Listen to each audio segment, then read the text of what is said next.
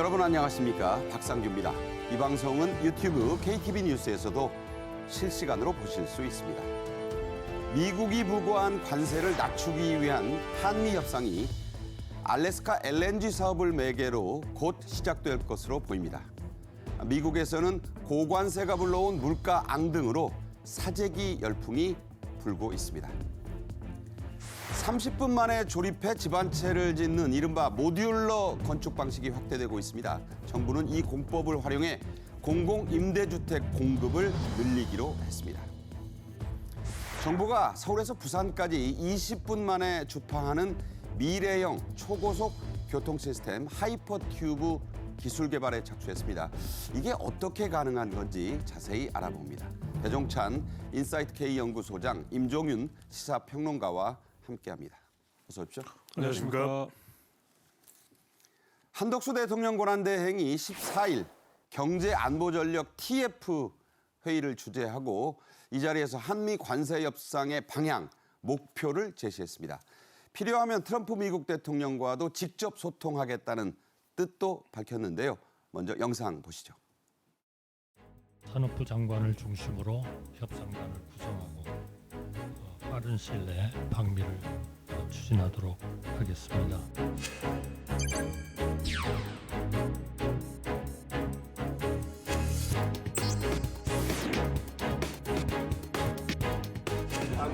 I'll give you that answer on Monday. We'll be very specific on Monday. But we're taking in a lot of money as a country. We're taking in a lot of money.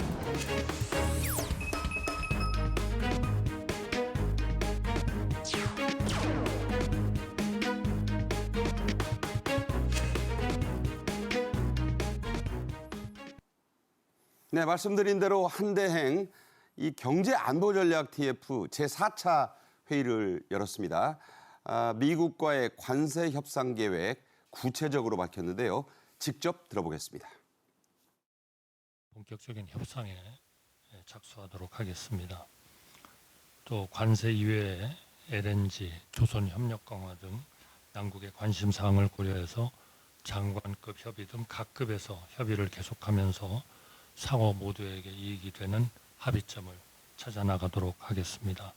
또 필요한 경우에는 트럼프 대통령과 직접 소통을 통해서 해결점을 만들어 나가도록 노력하겠습니다. 네, 들으신 대로 한대행 금명간 알래스카 LNG와 관련한 한미 간의 화상회의가 열릴 것이라고 했어요. 이걸 매개로 지렛대로 트럼프 행정부와 관세 협상에 물꼬를 좀 트겠다는 얘기죠? 그렇습니다. 알래스카 LNG가 협상 카드가 될 것으로 보입니다. 한덕수 대행은 금명간 알래스카 LNG 한미 화상회의가 열릴 것이다. 이것을 통해서 이제 미국과 협상을 하게 되는 것입니다. 알래스카 LNG 협의를 계기로 해서 관세 부담을 최소화할 수 있는 노력을 할 것이다. 산업부 중심으로 정부가 협상단을 구성해서 곧 방미해서 전 정부 차원의 대응을 할 것이다. 그러니까 미국은 이 알래스카 LNG를 개발한다라는 것을 아주 강력하게 천명하고 있거든요. 그러면 북부에서 남부까지 이 가스관, 그다음에 이것을 운반하는 LNG선까지 우리와의 주요 협상 내용이 될 것으로 보입니다. 네, 아울러서 한번 통화를 한 트럼프 대통령과도 필요하다면 내가 직접 소통을 좀 하겠다 이런 얘기는 뭐 자신감의 표현이기도 하겠고요. 그렇습니다. 지난번 통화 때도 통역을 거치다가 구체적인 내용에 대해서는 바로 영어로 설명을 했거든요. 그런 만큼 필요한 경우에는 트럼프 대통령과 직접 소통도 될 것으로 보입니다. 네. 자, 이런 방침이 나와서 이 알래스카 LNG 협상 한대행이 트럼프 대통령과 통화한 뒤에 그 자리에서도 나왔다고 합니다. 그 뒤에 이 급물살을 탄 거죠? 예, 그러니까 그러니까 일테면 이제 트럼프 대통령과 이제 한 대행 간에 이제 소통이 비교적 원활했다 이렇게 좀 해석을 해볼 수가 있겠고요. 앞서 한 대행의 그 밑에 자막으로도 나왔습니다만 사실은 이제 관세 문제와 이제 이 알래스카 LNG 프로젝트도 있었고 사실 또 이제 한미, 주한미군 이제 방위 위협성 등등 몇 가지 이제 현안들이 있죠. 그 중에서도 이제 아무래도 이 LNG 프로젝트가 가장 그 양측 간에 얘기가 좀 더 진전이 잘 됐던 내용인 것 같습니다. 그렇기 때문에 이제 실무 협상에 이제 곧 들어가겠다 이런 얘기가 좀 나오는 거고요. 알래스카 LNG 프로젝트는 이제 지금 하면 2030년 정도부터 실질적으로 이제 LNG를 우리가 수입을 할 수 있을 것 같은데 이게 총 사업이 440억 달러, 우리 돈 한 60조에 가까운 그런 대규모 사업이기도 하고 연간 한 2천만 톤을 이제 채굴을 해서 팔겠다라는 게 이제 미국의 생각인데 현재 우리나라는 일본은 아시는 것처럼 이시바 시게루 총리가 방미했을 때 자기네들이 이제 알아서 먼저 투자하겠다 얘기를 한 상태인데 우리는 아직 투자 규모라든가 투자를 하겠다라든가 이런 부분에 대해서 좀 공식적으로 나온 얘기는 없고요. 네. 우리는 LNG를 더 많이 수입하겠다라는 쪽에 일단 무게를 두고 있는데 트럼프 대통령이 이제 어떻게 나올지 이제 상황을 좀 봐야 될 것 같습니다. 어쨌든 당장 뭐 인도, 뭐 일본 이렇게 미국의 수출을 많이 하는 나라, 흑자 많이 하는 나라부터 빨리 관세 협상 시작하라 그렇게 트럼프 대통령이 얘기를 했고 스콧 베스 장관이 오늘 새벽에 나온 외신을 보니까 다음 주부터 한국과는 이제 관세 협상에 나가겠다 얘기를 하고 있으니까 결국 이제 관세 협상 과정에서 당연히 알래스카 같은 이런 어떤 미국 측에서 원하는 것들에 대한 얘기들이 진행이 될 것으로 예상이 됩니다. 네. 자, 일단 뭐 90일간 유예가 되긴 했지요. 하지만 이 트럼프 대통령이 베트남에 예고한 이 고관세 46% 아닙니까? 이게 삼성전자, 뭐 LG전자 등 베트남에 대거 진출해 있는 우리 기업들에게는 큰 부담이 됩니다. 정부는 베트남과의 협력에도 이 박차를 가하고 있죠. 그렇습니다. 왜냐하면 이게 우리 문제입니다. 그러니까 베트남에서 미국으로 수출되는 것은 결국 우리 제조 기반이 베트남에 있는 것이기 때문에 그렇다는 것인데요. 베트남의 대미 관세가 46% 예고돼 있습니다. 물론 이건 90일간 유예 중에 있습니다만 우리 기업들이 비상이 걸리게 됐습니다. 삼성, LG 그 외에 많은 기업들이 있습니다. 한국 베트남이 그래서 14일 산업 FTA 공동위원회를 개최를 했습니다. 한번 같이 대책을 세워보자 이것이고 또 한국 베트남 통상장관은 그 외에 이런 난관을 타개하기 위해서 서로 좀 협력을 하자. 그것이 이제 원전, 또 LNG, 또 투자 협력도 논의되고 있는데 한국 베트남은 상당히 긴밀한 관계 아니겠습니까? 그렇죠. 산업적으로도 그렇고 우리 K-팝 또 K-컬처가 상당히 많이 진출되어 있는 곳이 베트남이기 때문에 상당히 더 진전된 협력이 될 것으로 보입니다. 네. 좀 이제 주제를 바꾸겠습니다. 상호관세부과는 뭐 어쨌든 석 달이 미뤄졌지요. 하지만 미국에서는 식탁 물가를 중심으로 물가 급등을 우려한 상품들이 지금 사재기를 막 시민들이 하고 있어서 휴지 얘기도 한번 전해드렸는데요. 워싱턴 포스트 신문 8가지 사재기 품목을 아예 보도했네요. 그렇습니다. 이거는 이제 미국에서 수입할 수밖에 없는데 물가가 오르면 상당히 부담스러울 수밖에 없는 것이기 때문에 8개 품목을 꼽았습니다. 한국에 선크림이 들어가 있습니다. 저게 아주 특이해요. 품질이 좋다는 거죠. 가발용 헤어밴들, 고양이 사료, 보드게임, 웨딩드레스, 마른 김, 인스턴트 커피 향수인데 바로 이 마른 김은 뭐냐면 미국의 초밥 식당입니다. 스시죠, 스시. 그렇습니다. 우리 한식도 상당히 인기가 있습니다만 일본 스시도 인기가 있습니다. 그러다 보니까 일본 등으로부터 우리도 이제 김이 유명하죠. 마른 김을 사들여서 미리 이제 비축을 해두는 겁니다. 그러니까 이 초밥은 저 김이 아주 생명인데. 그렇습니다. 기본이죠. 그러면 이 김의 값이 올라가면은 또 스시 또 단가가 올라갈 수밖에 없기 때문인데 또 하나가 이제 고양이 사료인데 그건 왜 그래요? 포장에 쓰이는 이 양철판의 가격이 수입이거든요. 그것도 수입제. 그렇습니다. 그러니까 올라갈 수밖에 없기 때문에 이것도 이제 미리 사다가 고양이 사료를 담겠다는 뜻이고요. 중국산 헤어 번들, 또 보드 게임, 웨딩들에서 대부분 수입입니다. 저게 다 미국에서 다 중국산 쓰는군요. 그렇습니다. 그리고 또 커피하면 또 이탈리아 커피 유명하거든요. 그 뭐 그리스 커피도 있을 테고. 그러니까 이런 것들 이제 트리키의 커피도 있고 이런 것까지 이제 향수는 또 유럽산입니다. 이런 것도 미국 사람들이 많이 쓰기 때문에 미리 사재기를 하고 있는 열풍이 일어나고 있습니다. 네, 이게 바람직하지가 않은 거예요. 미국 사람들의 식생활, 의류 생활이 얼마나 수입품에 의존하고 있는지 이게 오르면 트럼프 행정부 큰 위기에 빠질 겁니다. 자, 앞서 그래프에서도 보여드렸지만 미국인들이 한국의 선크림 이걸 가장 많이 사재기한다고 해요. 그 이유가 참 궁금해요. 예, 품질이 좋죠. 앞서 소장님도 말씀하셨지만 품질이 일단 좋은 거고 가격도 아마 다른 제품에 비해서 비교적 저렴할 거. 그러니까 가성비가 있다는 얘기고요. 그다음에 이제 좀 특이한 점은 왜 한국 이 선크림이 좋으냐라는 부분에 있어서 다른 화장품들과 같이 썼을 때 조합이 좋다. 그러니까 이제 뭐 뜨지 않는다는 얘기가 되는 거죠. 일테면 미국 선크림 써봤는데 기름기 많아요. 그러니까 이게 산뜻한 질감이라는 분이 앵커 말씀하신 바로 그 부분인데, 그러니까 발랐을 때 이렇게 끈적끈적한 느낌이 적고, 그다음에 그 위에다 다른 화장품 같은 걸 발랐을 때 잘 먹고, 그러니까 등등 소비자 입장에서 봤을 때는 굉장히 사용하기가 편리하다, 이런 얘기가 좀 되는 것 같고, 아시는 것처럼 이제 미국의 선크림은 우리나라처럼 아무 데나 사는 게 아니라 약국에서만 사야 됩니다. 이게 의약품 규제 대상 품목이기도 한데, 이런 상황이다 보니까 이게 기본적으로 진입 장벽이 좀 있는 거죠. 그런데 우리나라 이 한국 콜마라든가 이런 우리나라 이 업체들이 그 기준을 잘 충족을 시키고 있다는 얘기가 좀 되는 거고요.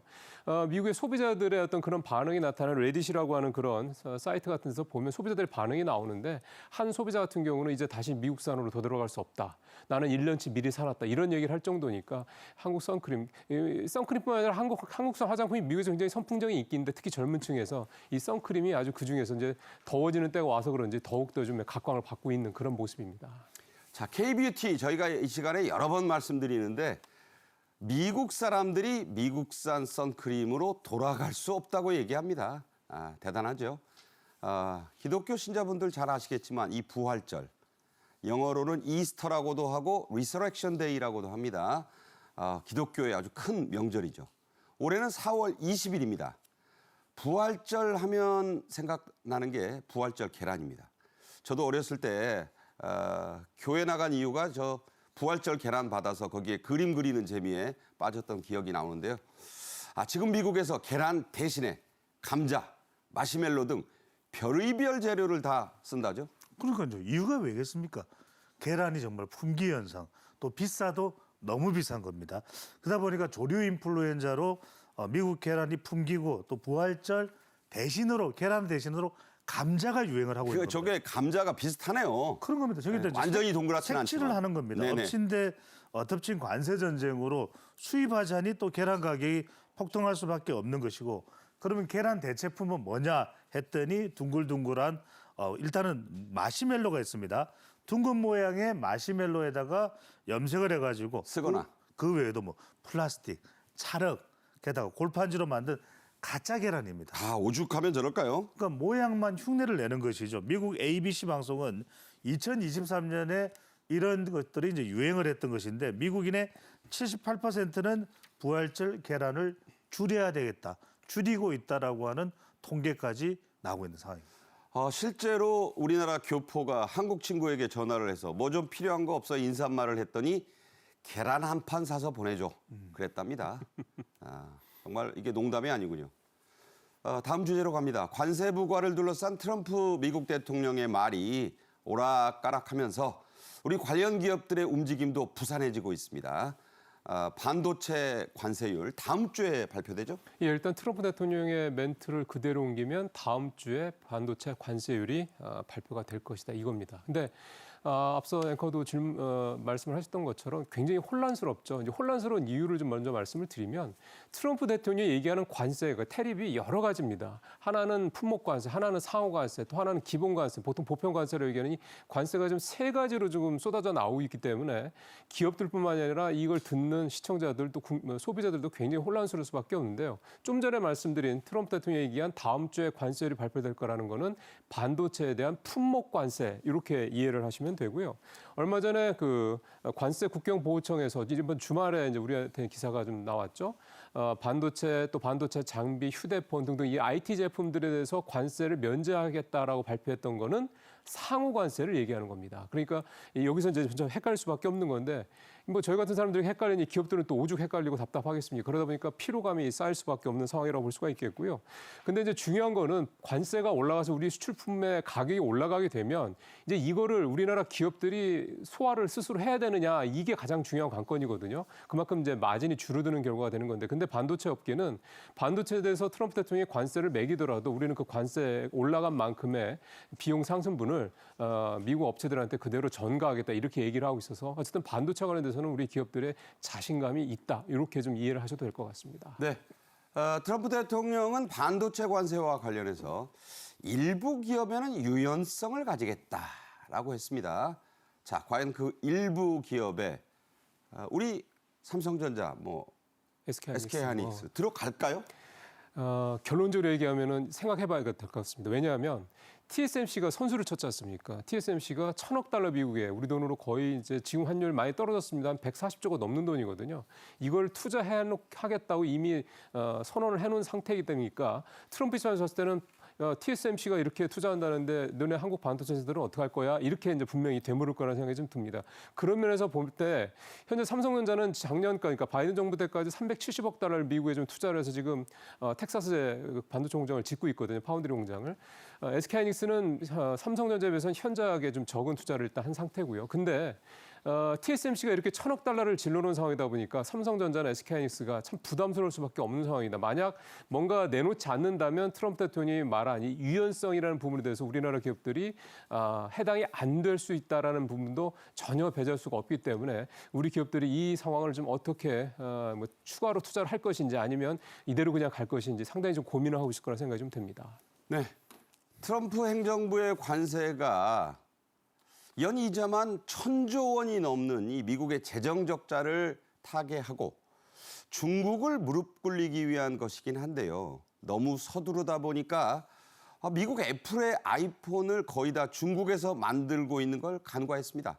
이대로 두면은 아이폰 값 한 400만 원 전후까지 오른다고요? 그러니까요. 말로 주고 뭐 대로 받는다 그런 말이 있죠. 그러니까 지금 중국에 대해서 대로 주고 말로 받는 거 아니에요? 대로 주고 말로 네. 받는다. 네, 저까지 혼돈될 정도. 그러니까 트럼프가 오락가락해요. 요새. 그러니까요. 예. 이게 이제 관세 125% 인상을 하게 되면은 2.3배가 되니까 무려 400만 원 가까이 399만 원이 되는 겁니다. 어떤 미국 그 시민 인터뷰하는 거 보니까 저 돈 주고는 절대 안 산다 그러더라고요. 그러니까 일단 그래서 스마트폰은 유예했습니다. 그 유예한 것이 민심이 들끓었기 때문에 이런 얘기가 나오는데 아이폰과 폭등 전에 사두자일에서 곳곳에 또 사재기 열풍이 일어났고 왜 그러냐면 이 애플 관련 제품 대부분이 중국에서 팍스콘이 이제 생산을 하고 있거든요. 아이폰의 87%, 아이패드의 80%, 맥북의 60%를 중국에서 생산합니다. 저거 그러니까 중국 폰이에요, 사실은. 그러니까요. 네. 그러니까 또 아이폰의 공급망의 80%가 중국에 있다 보니까 애플은 이런 이야기를 합니다. 관세 내려야 산다. 애플로서는 눈치 보기에 들어가 있는 상태입니다. 자, 그러니까 뭐 이제 급한 불은 껐는데 애플로서는 큰일이죠. 그래서 인도로 생산 기지를 옮기고 있는데 이거 다 옮기려면 시간이 만만치가 않아요. 삼성전자도 뭐 비슷한 처지 아니겠어요? 네, 애플이 중국에 이렇게 거의 대부분 생산을 하고 있다 그러면 삼성전자는 휴대폰 같은 경우는 베트남에서 절반 정도를 생산을 하고요. 브라질, 그다음에 인도네시아, 그다음에 그 베트남, 그다음에 브라질, 구미, 인도네시아, 그다음에 한국 이렇게 나머지 50%는 이제 이렇게 좀 여기서 만들고 있습니다. 근데 그러니까 우리나라에서는 저 10%밖에 안 만들어요. 그런 거죠. 그러니까 웬만한 것들은 반도체도 사실은 중국에서 또 많이 생산하고 삼성전자 이렇게 많이 좀 여기저기 좀 분산을 시켜놓은 상황입니다. 우리나라에서만 전체적으로 이렇게 생산하는 건 일부 첨단 제품에 좀 한하고 있는 거고요. 그러니까 삼성전자도 이제 애플의 사례를 이제 보면서 반면 기사로 삼아야 되기 때문에 이 베트남에 좀 과도하게 편중되는 비중을 좀 주변에 인도라든가 다른 데로 좀 옮기려고 좀 그러고요. 특히 인도에 지금 공장이 2개가 있는데 그 중에 한 공장 하나 정도는 증설이 좀 바로 가능하다고 그럽니다. 아마 네. 그래서 인도 쪽에서 생산 비중을 좀 더 늘릴 가능성이 높다 이렇게 좀 볼 수가 있겠습니다. 그러니까 어쨌든 삼성전자도 지금 이 부분에 대해서 이 분산 전략을 좀 상당히 좀 빠르게 좀 진행하려고 좀 애를 쓰고 있는 게 좀 전해지고 있습니다. 네. 자, 인도는 이미 중국을 추월해서 세계 1위의 인구 대국이 됐어요. 그런 인도. 현대 기아차 그룹에게도 매우 큰 시장이죠. 큰 시장이고 또 현대기아차가 잘하고 있습니다.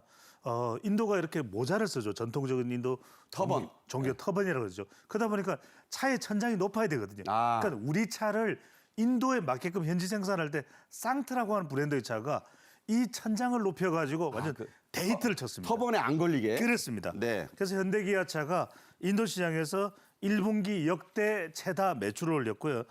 현대차와 기아 1분기에 인도에서 총 22만 9천 대를 판매하고 있거든요. 그러니까 상당히 인도와의 관계 우리나라 뭐 나쁘지 않습니다. 네. 그러다 보니까 현지화 전략을 잘 구사하고 있는 바로 현대 기아차인데 인도가 말 그대로 인구가 전 세계 최대 국가입니다. 중국을 앞질렀거든요. 그러다 보니까 자동차의 이 판매량도 미국, 중국에 이어서 세계 3위입니다. 곧 뭐 일이 안 된다는 보장 없어요. 보장 없습니다. 그러다 보니까 특히 전기차 비율이 낮습니다. 네. 그런데 한국이 만든 전기차에 대해서 그렇게 테슬라에 대해서 열광하지 않아요. 그다음에 또 중국 전기차에 대해서 막 열광하지 않아요. 인도가. 그러니까 우리나라 전기차가 잘만 하면 인도 시장을 더 파고들 수 있기 때문에 상당히 앞으로 좋은 시장이 될 것으로 보입니다. 네.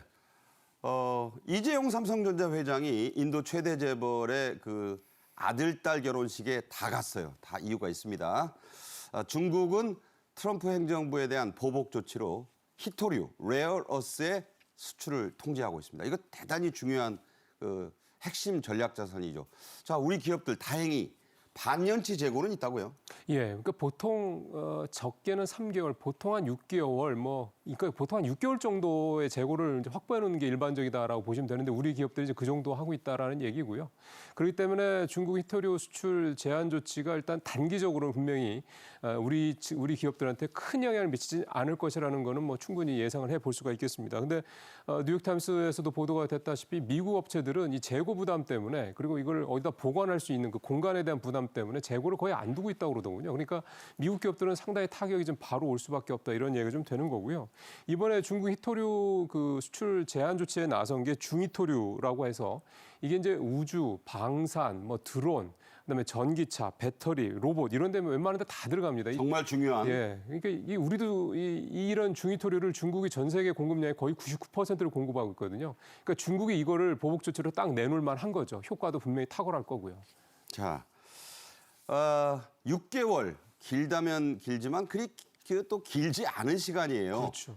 그 이후의 대책 마땅히 세워야겠죠? 예, 사실은 이미 히토류화는 된 이 어떤 부분은 중국이 이미 몇 년 전에 한번 세게 우리를 괴롭힌 적이 한번 있기 때문에 그때부터 이미 대책들이 좀 있었고요. 내용을 간단하게 말씀드리면 표현은 나옵니다만 일단 비축 목표를 현재 6개월에서 18개월로 대폭 늘린다. 네. 그 다음에 호주와 같이 이렇게 히토류가 있는 나라들과 협력을 강화한다. 이런 것들이 이미 지금 진행이 되온 거로 좀 더 알고 있고 사실은 조금 더 우리 정부라든가 그다음에 기업들이 산업계에서 더 주목을 하고 있는 거는 대체 히토류를 찾는 겁니다. 그러니까 비히토류가 있고 대체 히토류가 있는데 이런 네. 물질들을 좀 개발하는 이런 작업들이 필요하고요. 한국재료과학원 같은 이런 국내 공공 이런 기관에서 연구소에서 그런 히토류 대체 재료들을 개발해서 지금 국내 기업들한테 기술을 이전하는 상태에 있는 그런 히토류도 있거든요. 그러니까 이런 것들이 물론 시간이 좀 더 걸리겠습니다만 계속해서 또 확장을 시켜 나가야 될 필요가 분명히 있는 부분이라고 볼 수가 있겠습니다. 네. 4월 중순이 됐는데 영하 추위가 몰아닥쳤어요. 옷장에 넣어둔 겨울옷들 다시 꺼내 입는 진풍경이 벌어졌습니다. 자, 왜 이런 난리가 났는지 날씨 탓이죠. 맹소영 기상 칼럼니스트가 전화로 연결돼 있습니다. 안녕하십니까? 네, 안녕하세요. 네. 벚꽃 위에 눈이 쌓인 거 저는 참 오랜만에 거의 처음 보는 것 같은데 4월 중순엔 또 우박이 내렸어요. 왜 이러는 건가요? 우박이 내린다는 것은 상당한 대기가 불안정한 상태에 놓였다고 하는 겁니다. 그러니까 위쪽으로 올라가려고 하는 상승기류와 내려오려고 하는 하강기류가 공기가 수직 간의 이동이 활발하게 일어나고 있다는 증빙인데요. 지난주까지만 해도 낮 기온이 25도를 훌쩍 웃도는 5월 중하순 날씨를 보였습니다. 그런데 이 따뜻한 공기 위에 북극에서 확장해서 떨어져 나온 이제 전리저기압이라고 하죠. 전리는 떨어져 나온 덩어리째 영하 35도의 찬 공기가 지금 우리나라 상층 5km 상공에서 계속 같은 자리에 맴도는 저기압의 형태로 남아있는 상황입니다.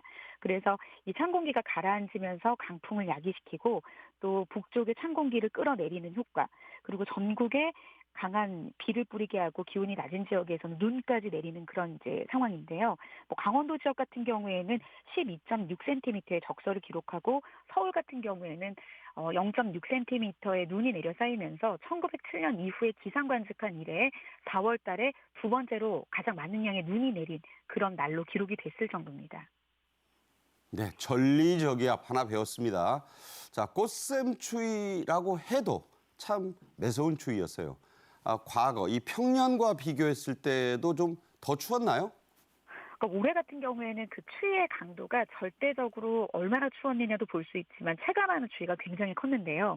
보통은 4월 초순부터 요즘에는 지구온난화라는 그런 현상 때문에 6월 초순에 해당되는 더운 날씨도 나타납니다. 그런데 올해 같은 경우에는 4월 초순에도 좀 평년보다 낮은 쌀쌀한 날씨, 한 5도 미만으로 떨어지는 날씨가 많았는데 지난주에 앞서 말씀드린 대로 갑자기 낮 최고 기온이 뭐 경기 남부 일부 지역은 28도까지 웃돌았거든요.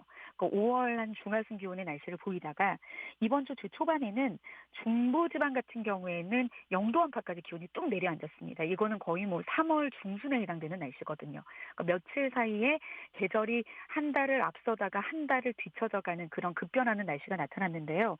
오늘 아침도 어제와만큼 추웠습니다. 평년보다 뭐 2도에서 많게는 8, 9도 정도 떨어진 지역들이 많았는데 그래도 오늘 낮에는 어제보다는 좀 강한 햇살로 기온이 오르기는 했지만 여전히 그래도 평년보다 한 2도 정도, 2도에서 한 6도 정도 낮은 기온입니다.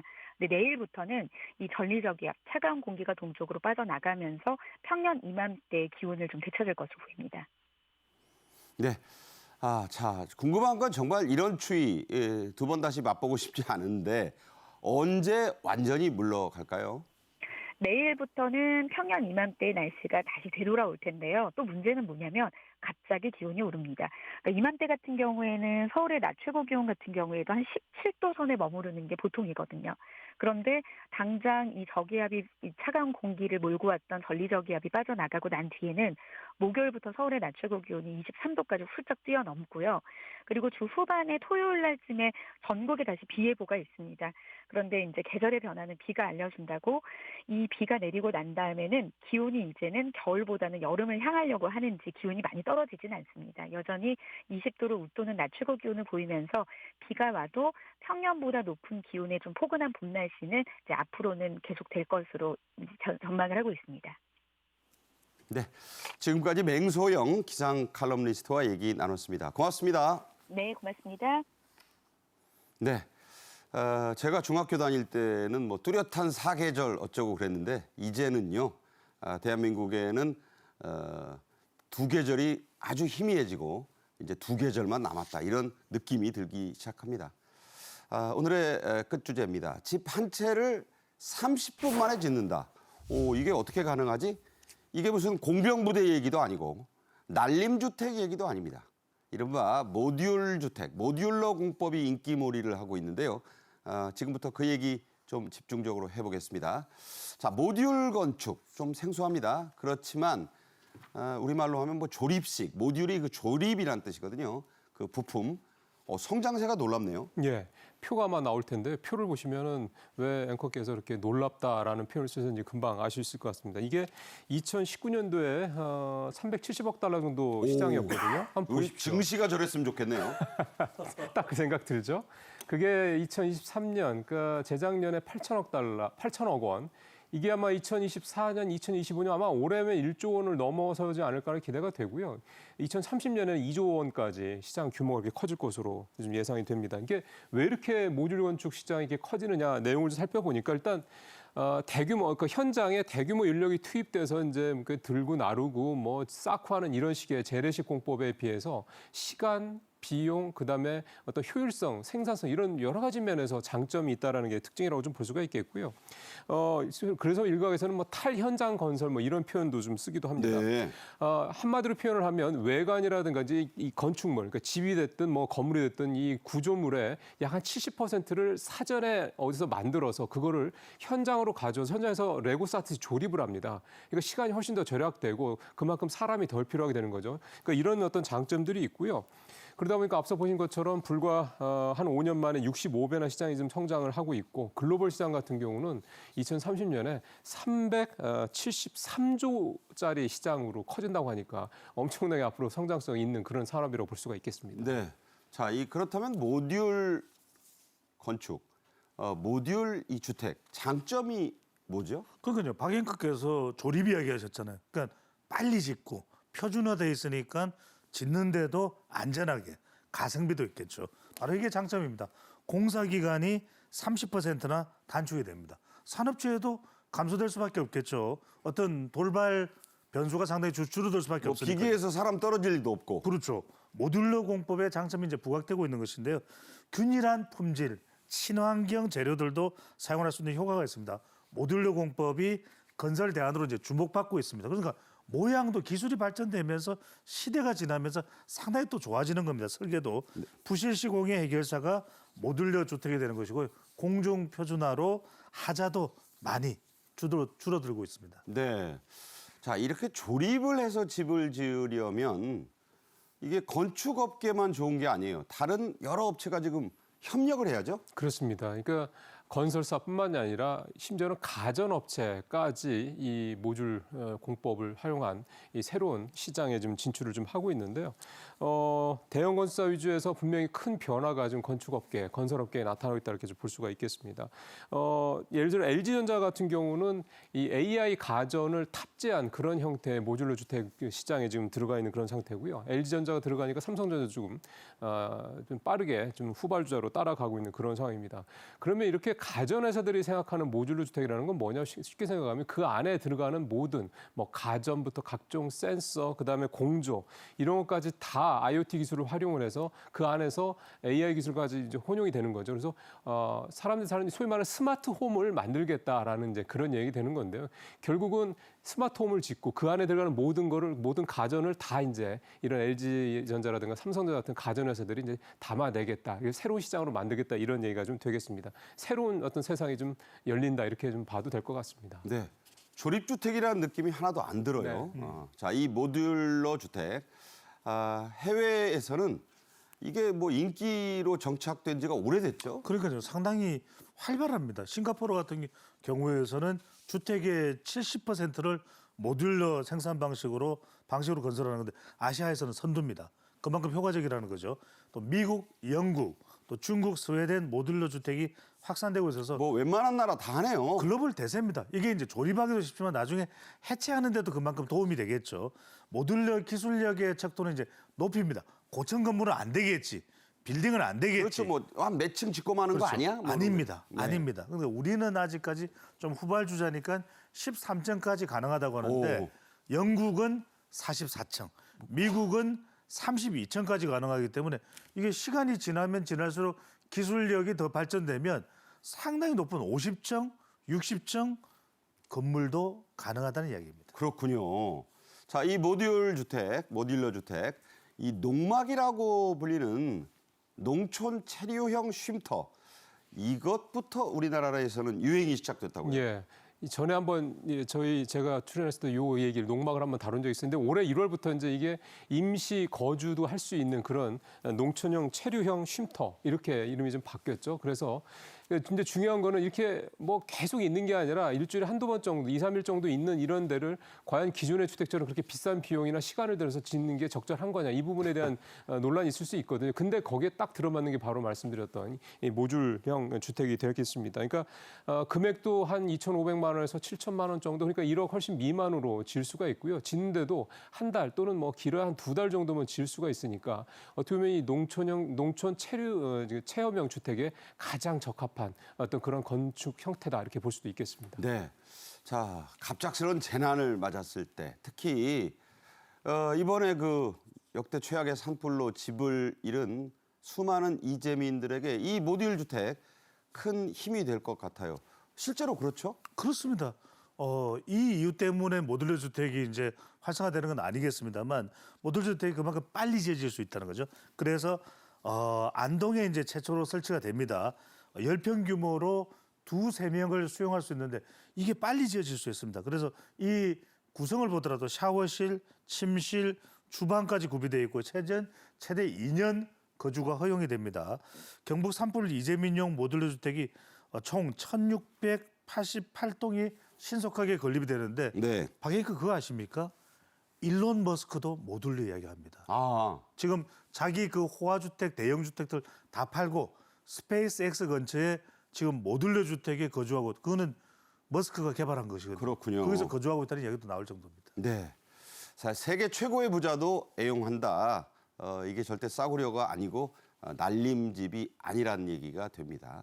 자, 모듈러 주택. 아까 친환경 얘기 나왔는데 재활용하기도 편하다고요? 예, 지금 안동 사례 말씀하셨습니다만 이제 임시 교실로 쓰던 거를 이제 이재민들을 위한 주택으로 이렇게 활용하는 사례가 대표적인 예가 될 것 같은데요. 이게 그만큼 이제 유연하다라는 거죠. 재활용이 용이하다라는 거는 재활용이라는 게 우리가 한번 쓰고 버린다는 개념이 아니라 계속 용도가 다를 뿐. 어떨 때는 이재민을 위한 거, 어떨 때는 임시 거처도 되고, 어떨 때는 교실도 이렇게 다양한 용도로 그때 필요할 따라 이동을 해서 쓸 수가 있다라는 그런 어떤 장점이 좀 있는 거고요.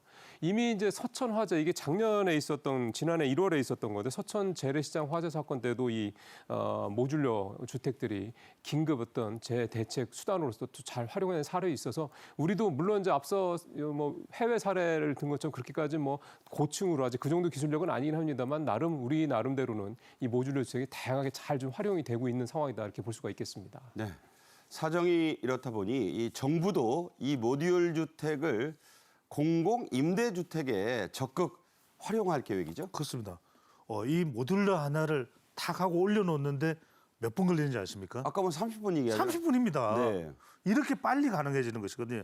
그래서 뚝딱 조립을 할 수 있다. 세종시 공공 임대 아파트에서도 이 공법이 이제 사용될 수 있는 것인데. 그러니까 저게 아파트를 저렇게 지금 모듈로 진 거예요. 그렇습니다. LH는 모듈러 스마트 건설이 본격화되면 20층 고층화도 가능하다. 그러니까 20층 아파트 단지를 막 30분 만에 30분은 더 되겠지만 뭐 훨씬 더 걸릴 수는 있습니다만 아주 빨리 건설이 가능하다는 이야기입니다. 네. 자, 모듈 주택 의심하는 분들이 좀 있을 거예요. 조립식으로 짓는 집이 뭐 그렇겠지 하는 분들에게 전혀 안 그렇습니다라는 걸 직접 보여드리죠. 함께 보겠습니다. 네. 자, 이게 모듈러 주택 내부예요. 그냥 아파트 뭐 웬만한 아파트 모델하우스 같지 않습니까? 딱 그 느낌입니다. 뭐 그 가구도 그렇고 풀 세트, 주방 세트며 싱크대 뭐 완벽합니다. 화장실. 그러니까 여러 업체가 동시에 참여하기 때문에 그냥 완벽하게 지금 저렇게 만들어낼 수가 있다는 얘기입니다. 우리 집보다 좋은 것 같아요. 자, LH가 전국적으로 지은 이 모듈 임대주택 많다고요? 지금 7개 지구에서 한 900여 가구 이렇게 되고 있는데 이걸 추진을 하고 있는 그런 상황인데 지금 보니까 부산, 천안, 백령도, 세종, 인천, 부여 뭐 이런 식의 7개 지역에서 이 모듈러 주택이 좀 추진이 좀 되고 있는 백령도에도. 네. 근데 이게 좀 앞서 앵커도 말씀하셨지만 LH라는 거에 상징성이 있습니다. 무슨 얘기냐면 싱가포르 같은 경우는 전체 주택의 거의 한 70% 정도가 공공주택이거든요. 네. 그러니까 정부 차원에서 좀 우리나라도 이 공공주택에 대한 수요가 굉장히 많은데 이러저런 이유들 때문에 공주택을 좀 대고 공급을 못 하고 있는 상황인데요. 만약 이걸 모듈러 주택으로 하는 경우에는 비용도 덜 들고 시간도 훨씬 축소할 수 있기 때문에 국내 이 소위 말하는 이제 수도권에 특히 이제 수요에 대비해서 공급이 부족한 이 주택난 문제를 해결하는데 이 모듈러 주택이 중요한 굉장히 괜찮은 대안이 될 수 있다라는 거고요. 또 하나 중요한 게 화면에서 좀 보시고 계십니다만 이게 좀 이렇게 싸구려 무슨 이런 게 아니라는 겁니다. 네. 일반 고급스러워요. 예, 주택이랑 거의 별 차이가 없다라는 점에서 상당히 좀 좋은 대안이 될 수 있겠다 생각이 좀 듭니다. 네. 집도 이제 조립식으로 빨리 짓습니다. 최상목 경제부총리도 이 모듈 주택을 정부 차원에서 더 좀 확대하겠다고 했죠? 그렇습니다. 그만큼 효능이 있다라는 것이고요. 저도 화면 보니까 당장 가서 살고 싶습니다. 네. 지금 최상목 경제부총리는 모듈 주택을 내년에 3,000호로 늘리겠다 이렇게 이제 구상 발표를 했고요. 10% 추가 융자 지원도 가능하다는 계획도 나오고 있습니다. 기술 개발하면서 제도 개선도 이제 병행이 되는 것입니다. 앞서 우리가 화면에서도 봤지만 상당히 신뢰할 수 있는 그런 거주 공간이 되는 겁니다. 네. 주택법 개정도 추진되는데 용적률, 건폐율, 높이 제한도 최대 15%까지는 완화하는 주택법이 개정될 것으로 보입니다. 네. 다음 주제입니다. 정부가 하이퍼 튜브 열차를 개발하겠다고 했습니다. 자, 서울에서 부산까지 순식간에 간다고 하는데 잘 안 믿겨요. 어떻게 이게 가능한 건지 먼저 설명을 좀 부탁드립니다. 예. 그러니까 하이퍼 튜브라는 걸 쉽게 생각하면 이제 지하에다가 이 동그란 튜브를 이제 먼저 매립을 하는 거 깔고요. 그 안에를 거의 진공 수준에 가까운 상태로 만들어서 레일이 깔려 있긴 한데 그 레일 위를 기차가 달리는 게 아니라 그 레일 그 위가 아니라 거기 공중에 뜬 상태에서 이제 기차가 달리는. 그야말로 쏘는 거군요. 예. 이게 이렇게 되다 보니까 저항이 굉장히 적죠. 레일 위를 달리는 게 아니고 그러다 보니까 좀 전에 말씀하신 대로 서울에서 부산까지 한 20분 정도. 지금 KTX 제일 빨리 가는 게 아마 1시간 50분 정도로 알고 있으니까 무려 지금보다 1시간 30분이나 시간을 줄일 수 있다. 이런 아주 정말 최첨단 기술이라고 좀 볼 수가 있겠습니다. 자, 아직 만들어지진 않았지만 백문이 불여일견입니다. 어떤 건지 영상으로 보여드리죠. 우선 하이퍼루프는 완전히 밀폐된 진공 상태의 터널인 튜브와 사람이 탈 수 있는 캡슐 차량인 포드, 그리고 추진과 부상의 궤도로 이루어져 있습니다. 하이퍼루프는 내부의 기압을 대기압의 1000분의 1의 수준인 아진공이라는 상태로 낮춰 아주 밀폐된 튜브의 운송로를 이용합니다. 이 관 안에 포드라고 불리는 차량이 시속 1000km가 넘는 속도로 운행이 되는데 그 원리 또한 바퀴로 운행이 되지 않습니다. 포드의 바닥은 기체가 둥둥 떠 있는데요. 그 원리는 열차 바닥에 전자 레일이 설치되어 서로 같은 극은 밀고 다른 극은 당기며 앞으로 나가는 자기 부상 열차를 생각하시면 됩니다. 네, 시속이 무려 1200km, 뭐 비행기보다 빨라요, 웬만한. 동시에 매우 친환경적인 교통수단이라죠. 그렇습니다. 서울 부산까지 20분. 그러니까 이건 뭐 1시간 안에 갔다 왔다 갔다까지 가능합니다. 상암동에서 강남도 20분에 못 가요. 그러니까요. 그러니까 이게 비행기보다는 1.3배, 고속 열차보다도 무려 4배 빠른 속도입니다. 이게 기상 영향을 받지 않고 튜브 안에 있으니까요. 친환경 에너지 앞서 말씀드렸죠. 이게 이제 전극을 자기 부상입니다. 그러다 보니까 탄소 배출 제로. 그래서 운행이 가능한 열차입니다. 네, 비행기보다도 무려 1.3배. 물론 뭐 초음속 제트기 기준은 아니에요. 네. 고속 열차보다는 4배 빠르다. 자, 이런 게 어떻게 가능할까요? 그러니까요. 이게 가능한 이유가 왜냐하면은 말 그대로 이게 튜브 안에 있기 때문에 아무런 저항이 없습니다. 게다가 전극으로 자기 부상처럼 밀기 때문에 기상 영향을 전혀 받지 않으니까 쑥 하고 진공 상태에서 밀어 내는 것이거든요. 그렇기 때문에 말 그대로 초고속의 속도로 달릴 수가 있는 것이죠. 네, 참 꿈의 열차입니다. 정부는 앞으로 3년간 이 열차의 R&D, 연구개발에 돈 꽤 많이 투입하네요. 예, 127억을 투자하기로 했는데요. 이 하이퍼 튜브가 지금 일론 머스크 앞서 이제 소장님도 머스크 얘기를 하셨습니다. 머스크가 지금 캘리포니아에서 실험을 좀 하고 있거든요. 그 라인을 좀 깔고 이제 하고 있는데 물론 그거보다는 많이 늦긴 했습니다. 우리도 어쨌든 이 하이퍼 튜브를 기술 연구 개발하기 위해서 이렇게 투자도 하고 보니까 이제 투자 그 대상이 일단 전용 선로, 그다음에 초전도 전자석 시스템, 주행 제어 기술 등등등 이런 4가지 세부 기술로 나눠서 투자를 해서 개발을 할 계획이고요. 일정을 보니까 28년까지 일단 1단계로 핵심 기술 개발을 하고요. 2037년까지 시험 기간을 시험선을 이제 구축을 하고 2038년에 시범 노선을 구축하는 걸 완료를 한다. 2028년이니까 이제 불과 한 3, 4년밖에 안 남은 얘기가 좀 되겠습니다. 네, 어떤 정권에서 끝내겠다고 좀 하지 말고 일관되게 좀 사업을 이어서 지켜지기를 바랍니다. 선거 때마다 내가 하겠다 하는 분들 많은데 그냥 잘 이었으면 좋겠다는 바람 같습니다. 실제로 하이퍼 튜브가 구현된 서울 부산의 출퇴근길 모습 이렇다 하는 영상으로 준비했습니다. 보시죠.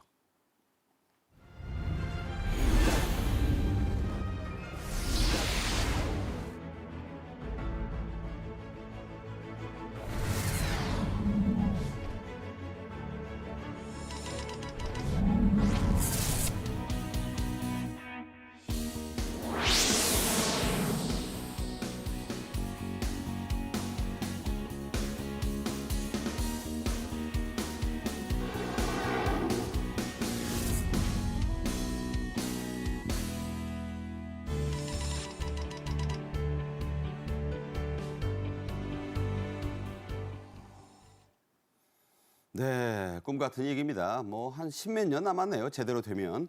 이 하이퍼 튜브가 상용화가 되면 자, 어떤 세상을 우리가 꿈꿀 수 있을까요? 전국이 이제 한나절 생활권입니다. 근데 반나절 아닐까요? 그러니까 이거는 뭐냐면 한나절 생활권이라는 게 갔다 왔다 이게 다 그것까지 합쳐서. 가능하다는 겁니다. 그러니까 주요 도시가 1시간 내에 이동 가능하다. 그건 뭐냐면 서울이 집인데 부산이 직장에 있으면 출퇴근이 가능해요. 네. 그러니까 이전에는 부산이 집이고 서울이 학교면은 와서 유학을 해야 됐단 말이에요. 그렇죠. 근데는 그냥 집에서 부산 집에서 왔다 갔다가 통학이 가능한 그러니까 겁니다. 하수 갈 필요 없이. 그렇죠. 그리고 쇼핑까지도 서울에 왔다가 점심은 부산에서 이게 또 광주에서 이게 가능한 하이퍼튜브가 도입이 돼서 KTX와 역할이 분단되면 이런 이동성도 가격에 따라서 거리에 따라서 대폭 분담이 될 걸로 보입니다. 네, 문제는 안전성과 비용이겠죠.